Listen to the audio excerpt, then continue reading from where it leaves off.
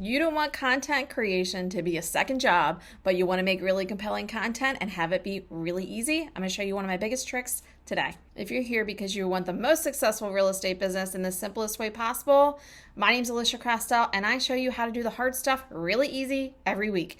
Make sure you hit the subscribe button and the thumbs up, and we'll get started. Today, I'm going to take you inside how to create content, and through one question, create up to 37 or more content ideas that you can either use for posts or videos. This method is what I use, and I help coach other agents that have been successful at creating content for TikTok, YouTube, Facebook, all of the social media platforms, and it is so simple, you're not going to believe it. First step is start with a question, and if you're not sure what kind of content you want to make, you can definitely make location-based content, and I have 3 suggestions for questions for you. One is location-based. What do you love about where you live or where you just moved to? And I'm going to break that down for you so you can see all the pieces we can create just from that one question.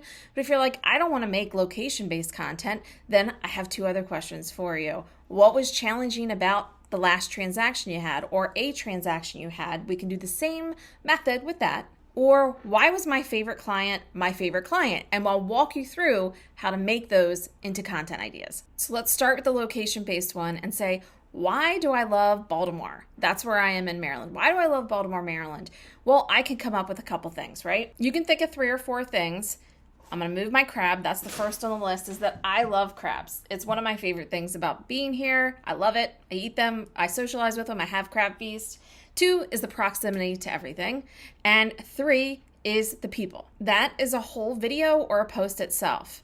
You can talk about how your favorite thing about where you are is this. That is the whole post or video. If it is a video, this is going to be short and sweet. And if it's a post, it could be more like, you know, stereotypical, my favorite things are this. What is your favorite thing about living here? I'm doing another post and I'd love some more ideas. And now you've engaged your audience to give you ideas from local people and you've reminded them of what you're doing. Then each of these things become sources for additional content. And under crab, it becomes a source for additional content. What can I talk about crabs? Like, that's it, right? That's all you have is just, okay, there's crabs in Baltimore. Okay, what about the dishes? Like crab dip, crab cakes. Talk about where my favorite ones are, what I like about them, like what kind of recipes I like better than others. Could talk specifically about the restaurants that are around here that have steamed crabs, when's the availability, who has the best deal. The market, could talk about, are they getting pricier? Which they are. I could talk about the watermen, just like there's one, I could highlight a waterman. There's one on TikTok that I would definitely highlight that's local. Proximity can be broken down the same way. I love that it's close enough to get a day trip to the beach, to do hiking in the country, and cities everywhere. You can be from one point to another in a heartbeat and feel like you're in a totally different state. Each of those is a video. Each one little piece is a video. Under the people category, I could talk specifically how we're known as Charm City or Smaltimore and do a video or a post about that, about how we can be direct and the diversity that's in Baltimore, how it's amazing that there are so many cultures pulled into one area. If this is making sense so far and feeling like it's making content a little bit easier, put easy in the comments. The next tier of content, I really want you to think about, what could you experience? Like, could you take me on an experience? Now you've told me about everything.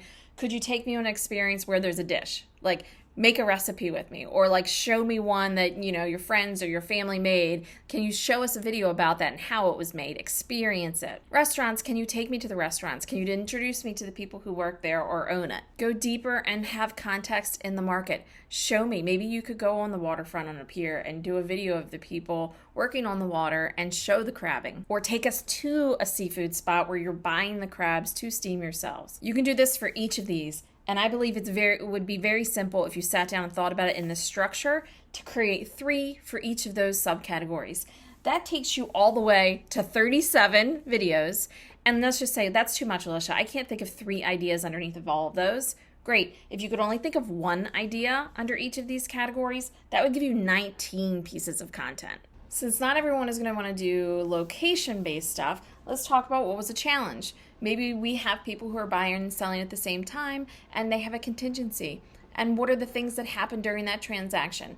Okay, you could talk about the contingency and how you can get them to work. So now instead of crabs, it would be contingency, because the challenge of getting a house buy and sell is that now you have a contingency that you had to overcome and have the agent know that they're confident in you and the sale of that home to be contingent on the next one. And maybe the third part is closing costs, is that Part of the challenge there was that you wanted to get closing costs and talk about how now that's possible through seller contribution. We're going to break down this again. Now you have content ideas for contingency. That one piece that you talked about, those 3 things, is one piece of content. Now you can talk about how to get a contingency accepted. How do you do that? What are your secrets, or what do you think can help? What are the concerns about it? There's so many different ways you can do that. Each of them is in its own separate video. Confidence. What do you help do to have an agent be confident in you and the seller be confident that you're actually close?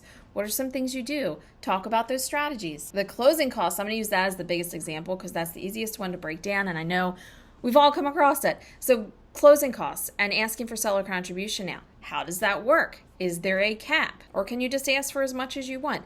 How does seller contribution work? What does it mean? How does it help me? And you can break down seller contribution. Getting a seller credit at time of inspection. Getting a seller credit as you write the offer. Offering a seller credit for the buyer of your home. Are we seeing how many content ideas can come out of one question? So the trick is whether you come up with 17 ideas or 37 ideas from all of this or 10 ideas is to get and use a hook that actually gets people really interested in some of the stuff that we have to say. And you can do that by watching this video. It talks all about how to create a hook that engages your audience and makes people want to watch, dying to watch your videos. Check that out and make sure you hit the subscribe button and thumbs up and let me know. Comment in here if you're getting value out of these videos so I know what to make for you in the future and that you're actually enjoying the content.